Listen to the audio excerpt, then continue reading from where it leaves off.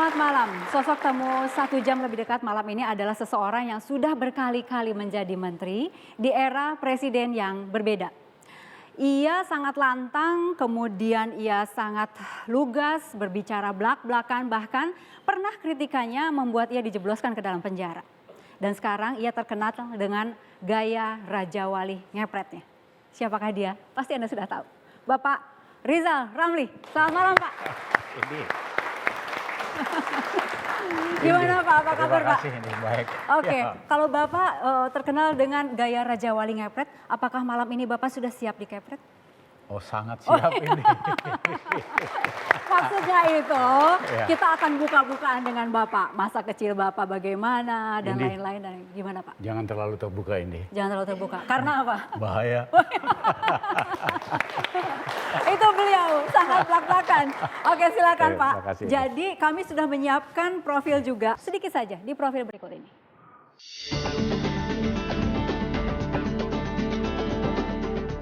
Namanya belakangan populer di media massa. Ya, Rizal Ramli. Rasanya tidak seorang pun tidak mengenal sosoknya saat ini. Rizal Ramli merupakan orang yang selalu aktif mengkritik pemerintah sejak era Orde Baru. Bahkan akibat kritikannya, ia pernah dijebloskan ke penjara pada zaman Presiden Soeharto.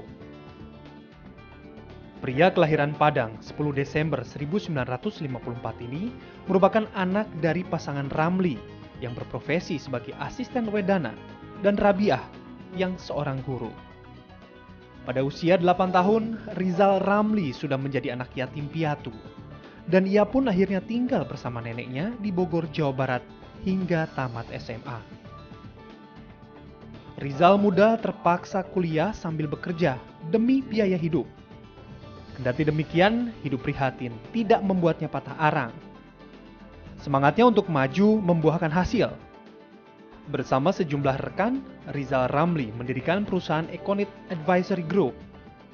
Dan kemudian, pada tahun 2001, pria yang meraih gelar doktor ekonomi dari Boston University, Amerika Serikat ini 2 kali terpilih menjabat menteri di zaman Presiden Kiai Haji Abdurrahman Wahid. Kini, pria berkacamata yang pernah dipercaya sebagai penasehat ekonom di PBB menjabat sebagai Menteri Koordinator Bidang Kemaritiman dan masih gemar mengkritik hal yang tidak mengutamakan kepentingan rakyat. Karena sepak terjangnya ini, Rizal Ramli mendapat julukan si Raja Wali ngepret. Mau tahu dulu nih Pak, itu istilah Raja Wali ngepret keluar dari Bapak kan? Kenapa kok yang diambil Raja Wali gitu? Karena mungkin saya terlalu banyak waktu SD baca cerita silat. Oke. Silat itu ada tokoh Raja Walinya. Dan kenapa ngepret? Karena memang kita kan perlu revolusi mental. Kalau enggak, yang anggap semua biasa-biasa aja, semua udah baik. Padahal rakyat kita kan hidupnya susah. Jadi yang nggak beres-beres ini kita kepret lah. Kepret-kepret aja gitu. Emang Raja Wali gayanya ngepret Pak? Raja Wali itu memantau tinggi dari atas. Ya kan? Kapan pada waktunya ngepret, kapan pada waktunya bangkit, terbang tinggi. Tentu tergantung situasi. Tergantung situasi, oke. Yang kemarin-kemarin berarti situasinya harus dikepret gitu? Menurut saya perlu, Oke. supaya kita tahu apa yang sesungguhnya terjadi. Sederhana lah ini, kalau kita misalnya punya sawah, tikusnya banyak, ya mesti bikin gaduh dikit, supaya tikusnya kabur, panennya sukses. Oke. Ya, kalau enggak, tikus kan terlalu banyak. Di Indonesia kan tikus banyak ini. Jangan ada yang tersindir ya. Jangan. Tikus banyak ya. Jadi harus ada 2 gaduh putih, yaitu kita perlu bikin gaduh supaya tikusnya kabur, panennya berhasil. Oke. Yang kedua ada gaduh hitam, yaitu memperebutkan korupsi, KKN, memperebutkan saham yang bukan haknya. Nah, itu mesti dikepret. Itu kepret juga. Pak, salah satu yang juga sempat rame ini Bapak mengenai PLN kan, Ya. terus kemudian pembangunan listrik 35.000 megawatt itu, kemudian ada satu lagi nih Pak, dengan Dirut Pelindo juga Bapak ribut juga Pak, dan sekarang sudah jadi tersangka. Ini Bapak gimana nih, happy, unhappy atau? Sebetulnya saya nggak tertarik ngomongin orang ya, karena nggak penting amat gitu loh. Tapi yang penting kelakuan. Ya, nah di dalam konteks Tanjung Priok, Pelabuhan, memang Presiden menugaskan saya, tolong turunkan dwelling time. Oke.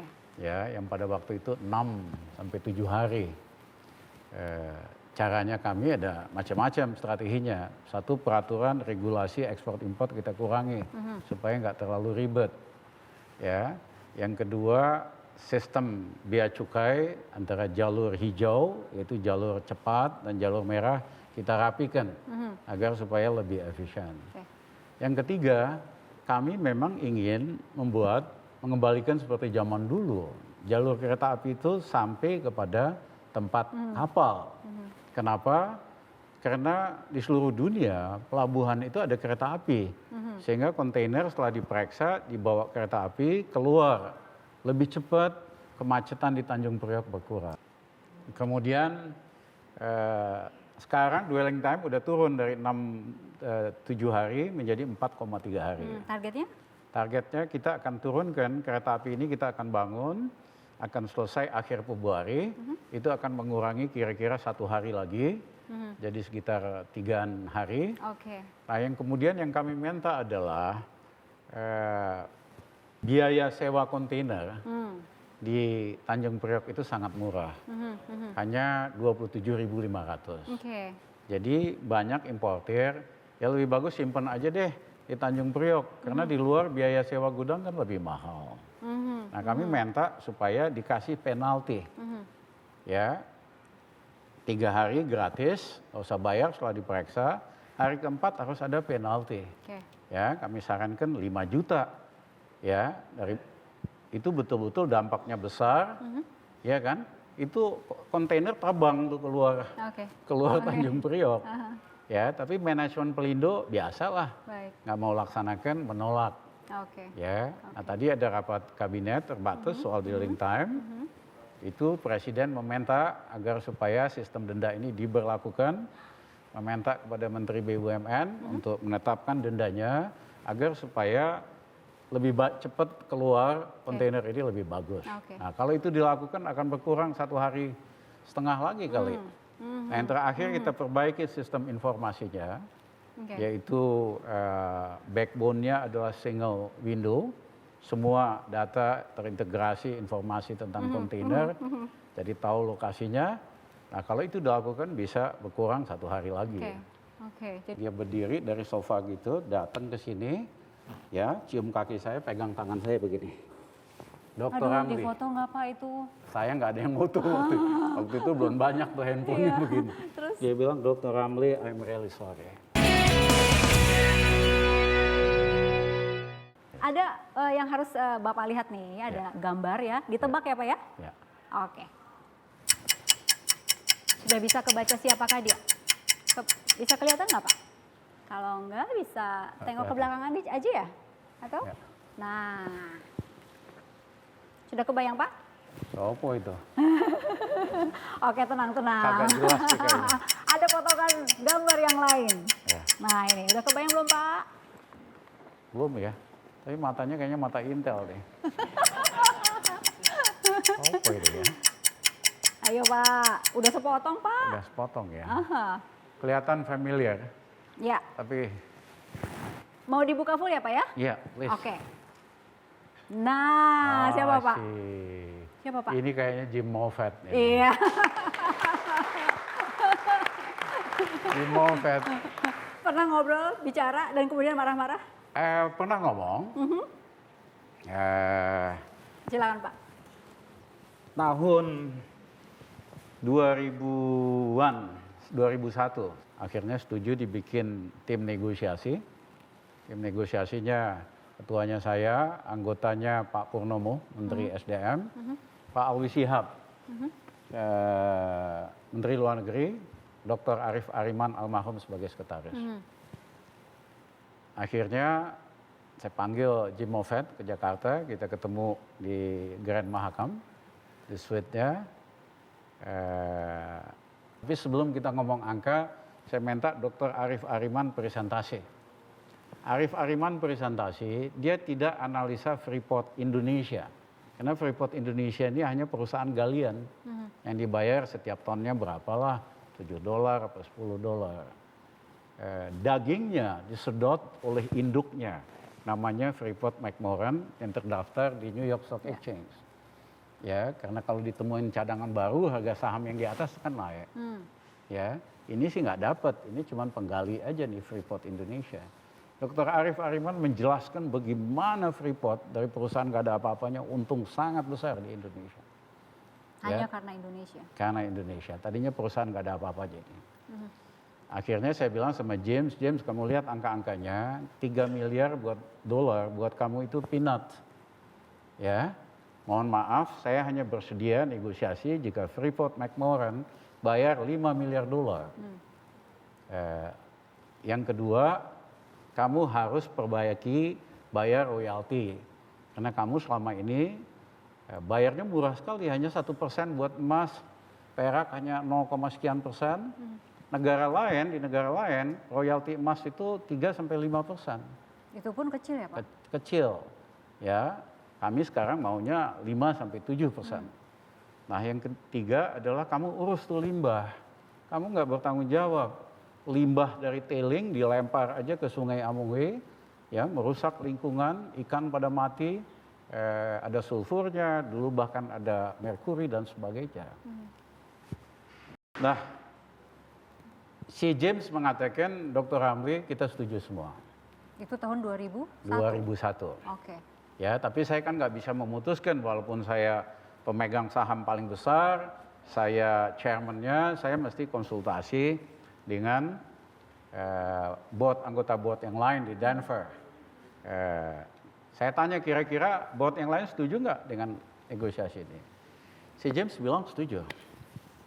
Ya, nah suasana udah enak. Tiba-tiba, mohon maaf, Jim Moffett ingin nyogok saya. Serius Pak? Ya, dia bilang, Dr. Ramli, kami tahu Anda senang musik klasik, Anda senang Broadway, senang opera. Lain kali kita jangan ketemu di hotel jelek ini dong. Kita ketemu di hotel orang kaya di Colorado. Ya kan? Kamu bisa pakai pesawat jet saya yang private. Kamu ke New York dulu, lihat Broadway, lihat musik klasik. Habis itu kita mau rapat. Nah Indi waktu itu saya masih muda banget, 47 tahun, rambut gondrong. Gua gebrak meja kita. James, are you trying to bribe me? Kamu mau coba nyogok saya? Gua ini bukan pemimpin asal-asal. Saya bisa kemana aja ke seluruh dunia, saya nggak perlu kamu. Kalau hanya buat lihat musik. Keren. Terus? Si James kaget, dia berdiri dari sofa gitu, datang ke sini, ya, cium kaki saya, pegang tangan saya begini. Dr. Ramli. Di foto nggak Pak itu? Saya nggak ada yang foto waktu itu belum banyak tuh handphonenya begini. Terus? Dia bilang, Dr. Ramli, I'm really sorry. Saya nggak ada niat nyogok kamu.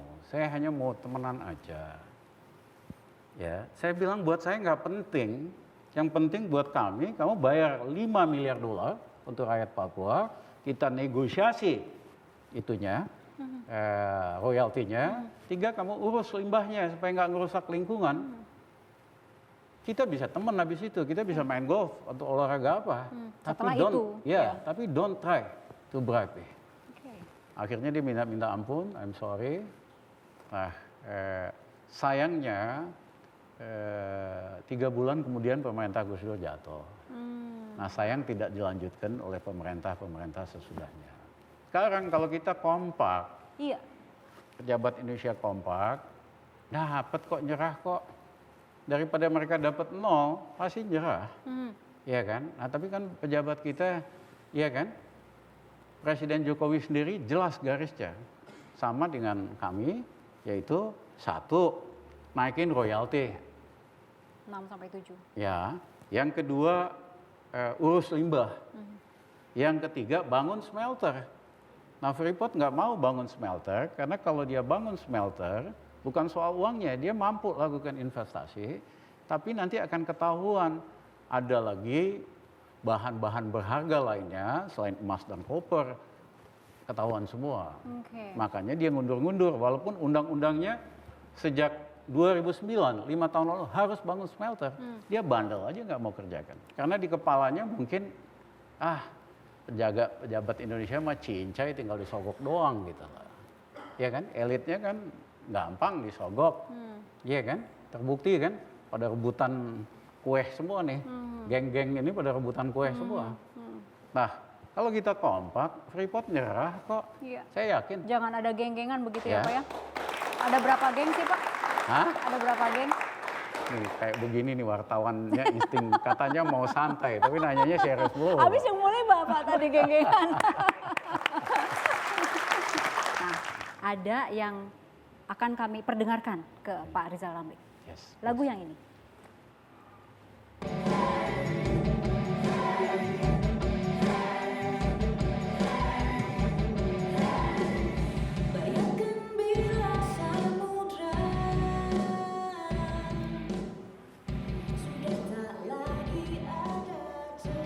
Musik ini adalah tema dari gerakan bersih dan senyum. Oh, Betul ya Pak? yes betul. Oke, boleh cerita mengenai gerakan ini dulu sedikit Pak? Kami kan ingin mengembangkan pariwisata. Aha. Kalau pariwisata itu satu harus bersih. Persoalan kita di daerah-daerah lokasi wisata, WC aja kagak ada gitu. Pantai-pantai kita juga harus jaga bersih. Makanya ada gerakan bersih. Yang kedua namanya pariwisata harus senyum. Ya, saya juga harus belajar senyum. Kita semua juga harus belajar senyum. Senyum Pak. Pak, ada anak-anak muda yang berhubungan dengan gerakan bersih dan senyum ini Pak. Kita panggil ya Pak ya.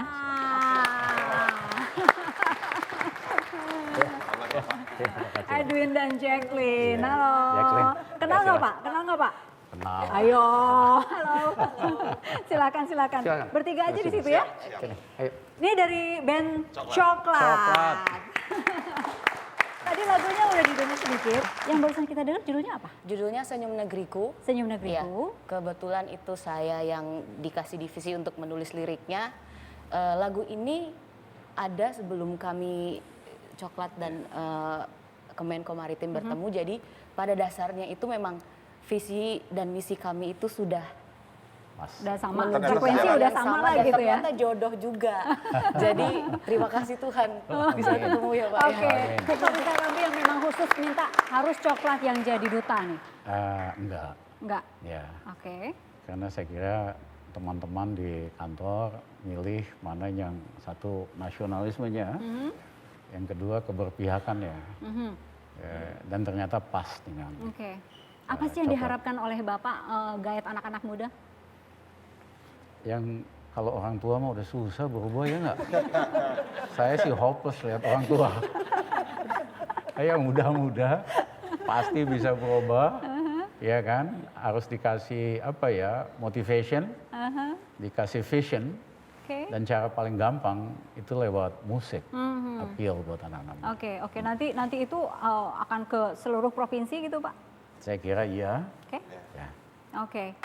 Pak Rizal Ramli, targetnya kapan nih senyum dan bersih ini selesainya? Itu Indonesia luas banget. Itu nggak mudah ya. Kalau belajar dari Singapura aja butuh waktu 10 tahun. Pak. Tapi saya yakin kalau kita 5 tahun ini fokus, akan berubah. Terima kasih ya sudah hadir di sini. Untuk Pak Rizal masih? Untuk Pak Rizal masih? Oke. Sesaat lagi kami kembali. Yes, thank you. Oke, Pak.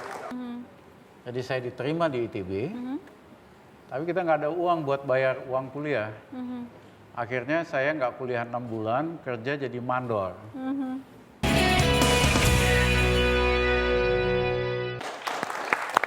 Oke, saatnya membahas masa kecil. Wow. Bapak, kabarnya sudah menjadi yatim piatu sejak kecil ya Pak ya? Sejak umur 6 tahun. 6 tahun? Tapi saya ingat sekali ibu saya. Beliau guru, pendidikan Belanda. Pada waktu itu relatif modern lah, perempuan naik sepeda, jadi guru, jarang sekali. Yang kedua dia mewariskan sesuatu yang sangat berharga. Saya diajarin membaca dari umur 3 tahun. 3 tahun. Jadi sejak itu saya kalau lagi sedih gitu nggak punya bapak ibu ya saya baca aja, lupa. Kalau kita ingin belajar tentang pikiran-pikiran besar di dunia, saya beli buku yang original, kita kayak dialog dengan ahli filsafat, dengan tokoh-tokoh. Itu setelah besar mungkin ya Pak ya? Setelah besar, ya. Oke. Tapi saya terima kasih sekali sama almarhum Ya. ibu saya, nggak ngewarisin harta, nggak ada, kita nggak punya apa-apa, tapi ngewarisin hobi membaca. Oke. Saya suka. Pak, kita punya sesuatu untuk Bapak nih. Ya, ayo Pak. Nah, ini Bapak silahkan buka dan kemudian ceritakan mengenai isinya. Hati-hati Pak.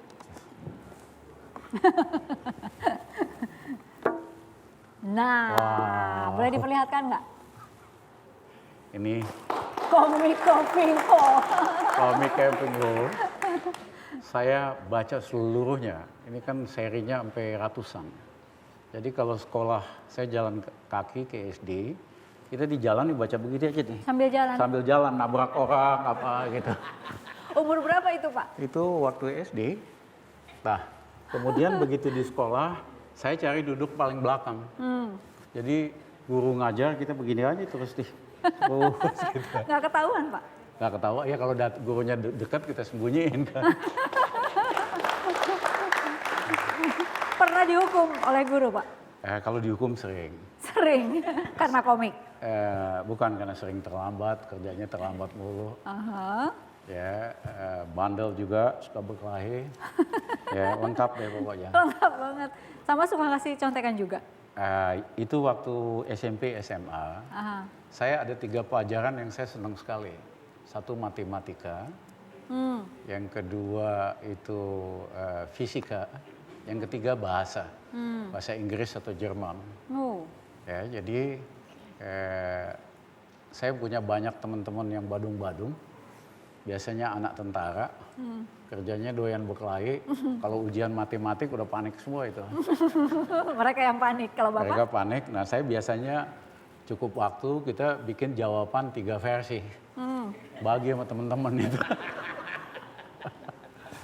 3 versi itu yang benar versi yang mana? 3-tiganya benar. Kalau matematika kan ada satu masalah bisa diselesaikan 7 langkah. Saya siapkan versi yang 7 langkah, versi yang 5 langkah, versi yang 3 langkah. Bagiin. Bagiin. Ketahuan oleh guru nggak? Hah? Enggak. Bapak betul waktu kuliah itu buka usaha penerjemah juga? Ya waktu saya hanya mau kuliah di ITB.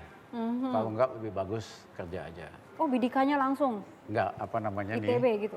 Kita punya kebun lah keluarga di Bogor. Semua keponakan-keponakan ya. Maksudnya tinggal sama nenek saya disuruh kuliah di ITB supaya nanti bisa kerja di kebun. Okay. Saya nggak mau. Saya mau kuliah di ITB. Tapi nggak ada uang. Jadi saya diterima di ITB. Tapi kita nggak ada uang buat bayar uang kuliah. Akhirnya saya nggak kuliah 6 bulan, kerja jadi mandor. Di Kebayoran, mandor percetakan. Okay. Punya uang, ke ITB, bayar uang kuliah 1 semester, bisa makan 1 semester, habis itu nggak punya uang. Terus? Makan aja nggak punya. Dibantu sama teman-teman tapi lama-lama malu. Terus saya pikir gimana ya caranya. Nah saya ingat saya bahasa asingnya bagus sekali. Oke. Jadi kita kenapa nggak jadi penterjemah dari bahasa Inggris ke Indonesia. Mula-mula susah banget, 1 halaman bisa 4 jam. Akhirnya makin lama makin cepat. Oke. Bisa 20 menit, 10 menit 1 halaman. Saya ajak teman ITB yang miskin juga bagian tukang ketiknya. Jadi saya baca, dia ngetik gitu. Akhirnya Siapa Pak, masih ingat? ada teman. Ada. Ya. Nah, Yang di belakang Bapak ini seseorang di antaranya atau bukan? Siapa yang di belakang saya? Tengok aja Pak. Siapa di belakang saya? Wah, oke. Thank you, Pak. Ini Bapak berdiri lumayan lama tuh loh tadi. iya? Cerita soal ITB begitu. Pak Roy, sempat menyaksikan apa saja dari seorang Rizal Ramli waktu di ITB? Wah, banyak. Yang tadi penerjemah, Bapak menyaksikan Iya. juga? Saya pernah coba ikut menerjemahkan, tapi memang itu range-nya yang diterjemahkan banyak. Jadi bahasanya memang kadang-kadang ya buat saya ngerasa sulit. Oke, Bapak pernah coba kerjasama bareng juga dalam menerjemahkan gitu? Ya dikasih lihat lah, ini loh, saya nerjemahin ini deh, saya coba. Teman satu asrama Pak Rizal? Ya. Beda asrama, tapi asrama ITB. Dia di rumah merah, saya di rumah F. Oke. Baik. Terus? Teman dekat dari SMP, ya. SMA, sama-sama masuk ITB. Dan kemudian mulai berpisah setelah lulus? Mulai sebetulnya kalau diperpisah sampai sekarang sih nggak pernah. Ketemu selalu, ya kan. Tapi Roy ini mahasiswa yang baik, ya kan. Yang rajin kuliah, kerja profesional di Indosat, jadi senior manager. Orangnya lurus-lurus saja. Kalau Bapak? Kalau kita, waduh kacau deh kita. Pak Roy, gimana sih waktu kuliah dulu ini? Ya Rizal ini ya aktivis ya. Jadi Gondrong juga? Gondrong, ya selalu ingin tantangan ya. Jadi ya memang agak beda dengan saya. Tapi ya mungkin kita bisa saling mengisi gitu. Jadi suka tantangan? Ya. Tantangannya berupa apa aja misalnya? Ya mungkin ya dari sejak awal mahasiswa ya dengan menerjemahkan dan dia harus dulu pernah ini buku ya, Ya. Oke. 3 Raksa. Dan ini berbagai dia coba ya dan dia pasti survive. Gitu. Jadi selain menerjemahkan, apa lagi Pak sambil kuliah? Belakangan saya ngajar anak-anak orang asing di Bandung. Jadi waktu itu belum ada sekolah internasional di Bandung. Banyak keluarga dari luar negeri yang punya anak SMP, SMA. Akhirnya kita bikin sistem untuk tutor, bahannya dari Nebraska. Saya bagi sama beberapa teman, kita ngajarin. Oke. Ternyata honornya tinggi banget, ya kan? Jauh lebih tinggi dari penterjemah. Ya, ngajar 1-2 kali bisa cukup uang buat pacaran. Iya. Pacarnya siapa tuh Pak waktu itu Pak? Ya. Sesama cowok aja deh kalau begitu. Direproduksi. Salah satu penulis ini Pak yang bersama Bapak buku Wah, kalau ini teman seperjuangan kita. teman seperjuangan. Oke, ada lagi nih yang ingin diperlihatkan ke Pak Rizal Ramli ini. Nah, kalau yang ini silakan disobek saja, terima kasih. Silakan disobek aja Pak. Sobek aja ya. Ya, dirobek aja. Hadiahnya enak juga nih acara banyak hadiah. Bukan gratifikasi kok Pak. Oke, langsung aja jebret gitu Pak. Wow. Nah, Wah, kalau ini buat saya bersejarah nih. oke. Papan catur. Nah, Jadi ada cerita apa soal Papan cerita, Catur? saya kan di penjara ya oleh Soeharto waktu itu 1,5 tahun, setengah tahun. Gara-gara? Gara-gara saya nulis buku Putih Perjuangan Mahasiswa sekitar 20-30 halaman. Sebetulnya pamflet itu, tapi banyak. Tapi Pak Harto marah banget, bukunya dilarang di seluruh Indonesia, tapi malah orang perbanyak di seluruh Indonesia. Emang tulisannya apa sih yang bikin marah? Ya satu, bahwa kita ingin Indonesia yang lebih demokratis, kita nggak suka Indonesia yang otoriter. Oke. Yang kedua, kita nggak suka Indonesia yang KKN lah, kita ingin Indonesia yang lebih ini. Nah, dilarang di seluruh Indonesia malah makin populer, direproduksi. Salah satu penulis ini Pak yang bersama Bapak buku Wah, kalau ini teman seperjuangan kita. teman seperjuangan. Duduk bertiga aja ya, silakan. Teman seperjuangan pada saat? Sampai sekarang, lucunya Oke. Pak Abdul Rahim ini, dia electrical engineer. Kerjaannya bikin instalasi listrik di gedung-gedung. Kalau saya lagi mau berjuang, saya ajak dia, Ming, berhenti dulu jadi engineer, lu gabung dulu sama kita. Ya kan? Gabung. Begitu saya jadi Menko, Pak Abdul Rahim malah nggak mau diajak ke pemerintahan. Nggak mau. Dia kembali lagi ngurus, ngawasin pembangunan instalasi listrik. Naik ke lantai 20. Masih berani loh ini. Ya. Oke, Pak Abdul Rahim silakan. Nah, cerita Jadi saya- soal ini apa nih? Nah, Papan jadi- catur nih. Akhirnya selama di penjara kita belajar nganggur kan, baca, bercanda, olahraga sama teman-teman. Akhirnya belajar main catur. Makin lama makin seneng. Dan biasanya kita main sama napi-napi. Di situ ada napi kriminal, yaitu napi yang dihukum lebih dari 5 tahun, Ming, ya. Oke, terus? Nah mereka kan pagi-pagi kelaparan banget tuh. Kita dikasih sarapan paginya tuh sama sekali nggak enak. Nasi yang nyaris basi ya, Ming, ya. Dikasih dengan kalau apa itu cabbage, kol yang kalau di pasar dibuang itu loh. Yang bagian Bagian luar-luarnya yang udah luarnya hitam-hitam. itu ada dikumpulin buat kasih makan napi di penjara, termasuk kita. Ikan asin pun yang udah apek banget. Jadi saya nggak bisa makan pagi gitu. Nah kita tantang napi-napi. Siapa yang bisa ngalahin gua dapat sarapan pagi ekstra. Wah gitu. Bisa 5 set, bisa 10 set. Bapak terus yang menang. Enggak, kadang-kadang ada juga jago napi-napi. Oke. Bisa 2 set kita udah kalah, dapat dia kan. Jadi salah satu tujuannya adalah apa ya? Bukan istilahnya cari duit, tapi emang untuk makan enak gitu. Enggak, makanannya sama sekali Tapi nggak lebih enak. lebih Ya mereka sih seneng karena mereka kan secara fisik kuat ya, para kriminal itu. Jadi mereka seneng udah dapat breakfast juga lebih jelek dari kita, dapat breakfast tambahan kan, seneng lah. oke. Saya banyak, ini saya banyak temen napi-napi itu. Berapa tahun kemudian saya keluar dari penjara, lagi naik bus, ada orang lagi nyopet di situ. Kita perhatiin aja, tiba-tiba dia datang. Mas Rizal, kenal nggak saya? Siapa kamu? Ya teman Mas Rizal di Sukabumi. Masih untung nggak diajak, ayo nyopet bareng gitu. Berapa kali tuh Pak ketemu sama mantan-mantan teman di Banyak penjara? juga. Lumayan juga. Banyak juga. Lumayan juga. Iya, lama-lama Oke. jadi kawan juga. Kawan juga. Pantesan preman begini nih Pak Rizal. By the way ada satu lagi yang saya ingat.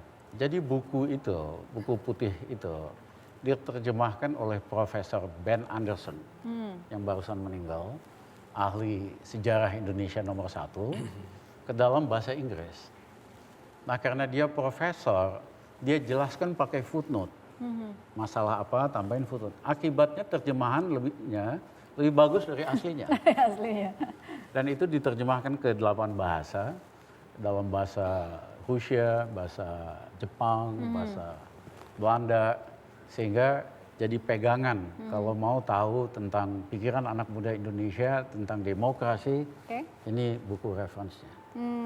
Ini, kami waktu itu masih 23 tahun loh. Ya, jadi tantangan juga buat adik-adik, 23 tahun udah ngapain aja gitu loh. Ayo, dijawab. Main game. Main game, WhatsApp, Twitter, dan lain-lain. Pak Abdul Rahim, tujuan bikin buku putih itu apa? Enggak, sebetulnya kan situasi politik waktu itu kan berbeda sekali sama sekarang ya. Partai politik tuh nggak berfungsi, DPR nggak berfungsi. Nah mahasiswa itu mulai memanas itu dari pertengahan 76. Terus sampai akhir tahun, sampai Desember makin panas, kan 76 Juli itu pemilu. Maret 76, 77, terus 77 itu pemilu Juli, Maret 78 itu pemilihan presiden. Nah, udah banyak terungkap kasus korupsi apa. Nah, kita marah sebagai mahasiswa ya. Kan kita idealisme masih tinggi dan sebagainya. Akhirnya kita tuangkan di dalam tulisan itu, buku putih, untuk menjelaskan ke semua masyarakat, tujuan perjuangan, argumentasi kita, data-data, apa segala macam. Karena kan waktu itu ada tuduhan selalu mahasiswa ditunggangi, apa segala macam kayak gitu. Nah kita mau menjelaskan kepada masyarakat. Yang punya ide pembuatan ini siapa Pak Rizal? Ya Bikin sama-sama lah, lagi, itu rame-rame, dari sama-sama. dinamika mahasiswanya sendiri. Jadi memang sudah mengambil resiko, apapun itu yang penting bersuara di buku putih begitu. Jadi waktu sehabis kita draft, diskusikan, ditulis, ya kan, berapa dokumen yang kita anggap bisa dibaca sama Intel kita bakar. Ya, saya ingat sekali malam itu, saya bilang ini yang nulis mau tanggung jawab apa enggak? Ini paling enggak nih 2 tahun lah kira-kira. Apanya? Pasti di penjara. Udah kebaca. Ya, jadi kalau yang mau mundur silahkan, kita berempat, ya kan. Kalau mau terus, ngerti resikonya, jangan ada saling nyalahin nanti. Ini pasti bakal kena nih 2 tahun. Ternyata ya memang kena gitu. Sahabat-sahabat terima kasih sudah hadir. Dan untuk Pak Rizal Ramli ditahan lagi, kami kembali saat lagi. Baik, thank you, Baik. Kasih baik. Udah tahu Pak siapa yang mengkritik Pak? Enggak tahu saya. Enggak tahu. Enggak tahu. Ini terbitan 29 November 2015. Ya. Enggak, Bapak belum pernah dengar berita ini? Belum baca. Belum baca ya? Oke. Mau kenal sama orangnya? Mau banget. Oke.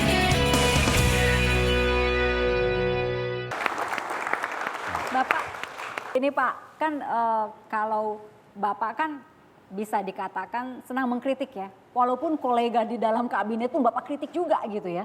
Dan sampai sekarang dari dulu zaman kuliah sampai dengan sekarang Bapak ini sukanya mengkritik. Ada nggak orang yang mengkritik Bapak? Banyak. Banyak.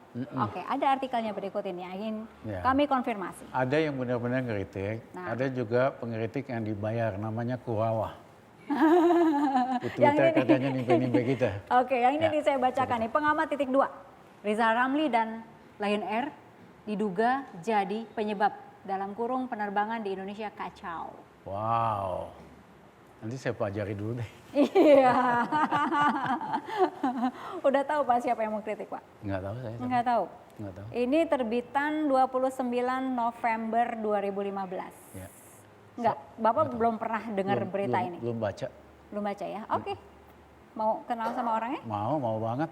Oke, kalau mau ketemu sama orangnya mau diapain? Salaman lah. Ini nih Pak. Oh, ya. Ini Pak. Apa? Waduh, Mas Adi. Adi, thank you. Halo Mas, silakan. Mas Adi. Ini Kaget juga Mas Adi. kenapa? Beritanya dahsyat banget. Dahsyat banget. Tapi benar nggak ada pernyataan ini kan? Tanggal 29 November 2015? Ya. Pengamat titik 2, Rizal Ramli dan Lion Air diduga jadi penyebab penerbangan di Indonesia kacau. Itu jadi misleading. Oh jadi misleading ya itu ya? Misleading. Harusnya? Harusnya kan saya bilang begini waktu itu. Ini kan deregulasi penerbangan ini yang mulai pemerintahan Gus Dur. Dan itu Mas Rizal.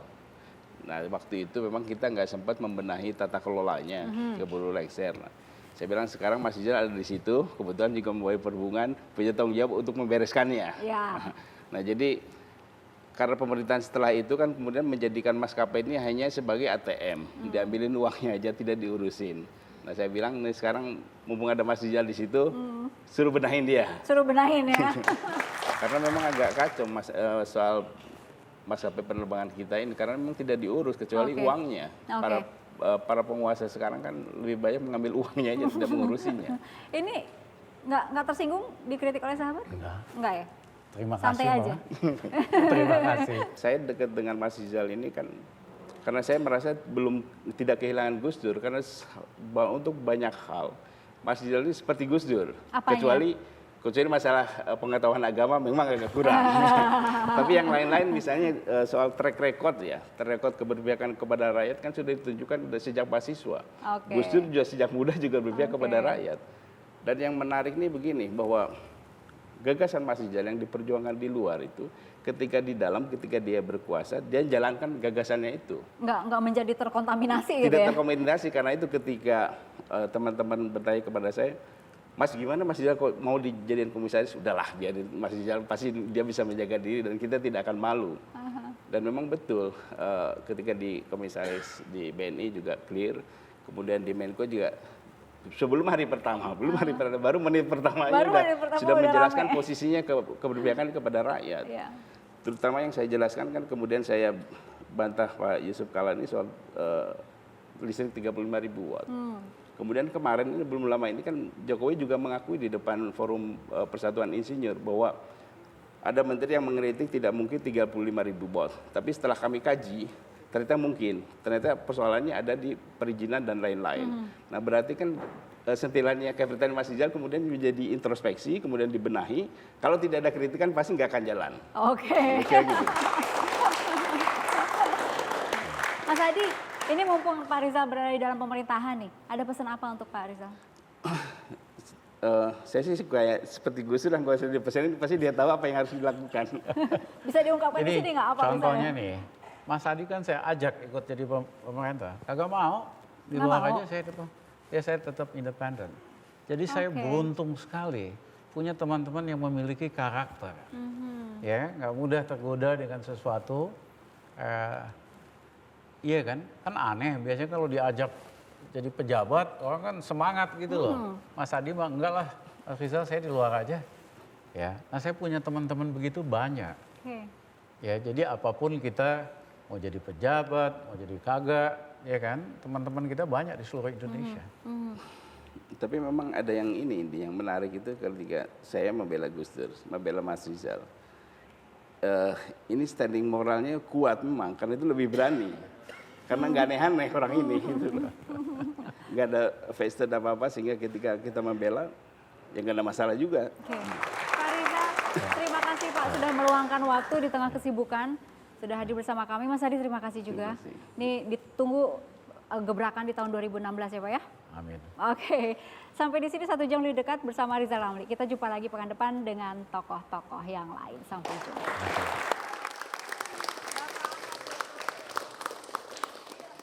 Saya Rizal Ramli, Menko Maritim dan Sumber Daya. Selamat tahun baru 2016.